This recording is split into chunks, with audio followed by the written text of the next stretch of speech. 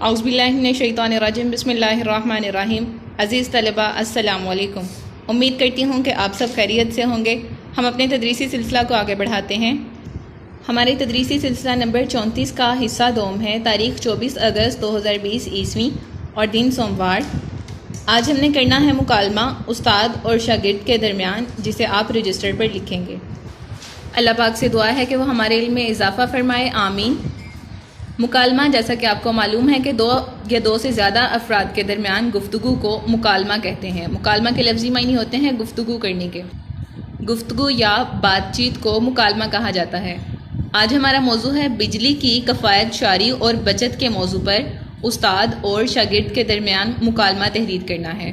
اب چونکہ کلاس میں موجود طالب علم ایک سے زائد بھی ہو سکتے ہیں، تو ہر طالب علم کو اس مکالمہ میں شرکت کے لیے کہا جائے گا، مگر چونکہ ہم نے صرف استاد اور شاگرد کے درمیان لکھنا ہے، اس لیے ہم کوشش کریں گے کہ کسی بھی شاگرد کا نام نہ تحریر کریں، صرف شاگرد لکھ کر اس کا مکالمہ یا اس کا قول لکھ دیں۔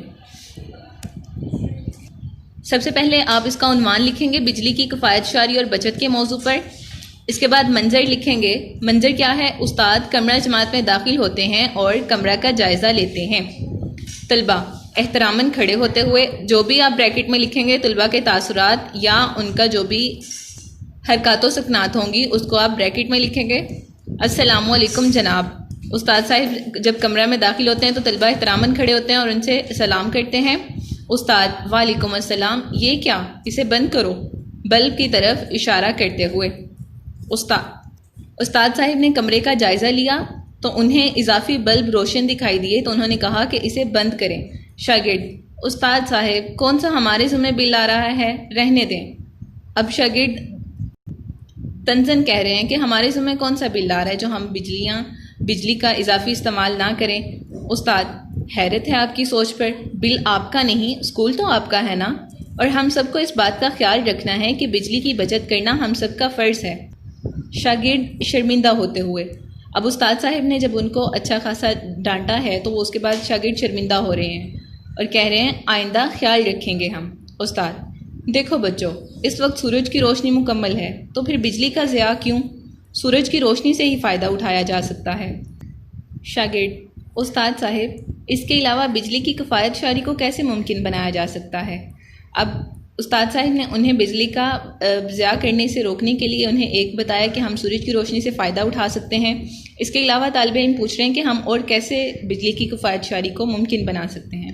استاد دیکھو بیٹا، اگر دن میں سورج کی روشنی ہو تو گھروں میں فالتو بتیاں بجھا کر رکھیں، عام بلب کی بجائے انرجی سیور کا استعمال کریں، بجلی کی وائرنگ ہمیشہ معیاری کیبل سے کروائیں۔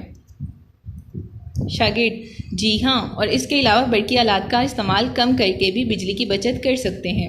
اب استاد نے کچھ اصول بتائے بجلی کی بچت کرنے کے حوالے سے، تو شاگرد نے بھی اس میں اپنی بات کا اضافہ کیا اور کہا کہ ہم برقی آلات کا استعمال بھی کم کر سکتے ہیں۔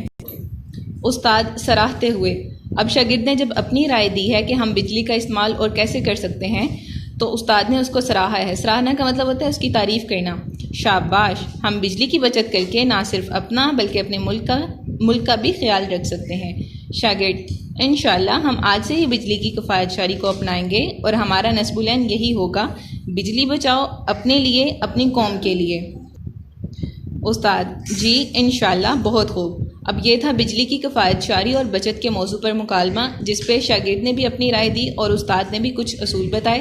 اس کے علاوہ اگر آپ کو مکالمہ لکھنے کے لیے کوئی اور عنوان دیا جاتا ہے تو آپ نے اس میں اس بات کا خیال رکھنا ہے کہ آپ منظر لکھیں گے، وہاں پہ ایک منظر تحریر کرنے کے بعد آپ کردار کی حرکات و سکنات اور اس کے تاثرات کو بھی لکھیں گے، تاکہ پورا مکالمہ اس طرح ہو کہ جیسے ہمارے سامنے ہی گفتگو کی جا رہی ہے۔ امید کرتی ہوں کہ آپ اپنا گھر کا کام مکمل کریں گے انشاءاللہ۔ اللہ حافظ۔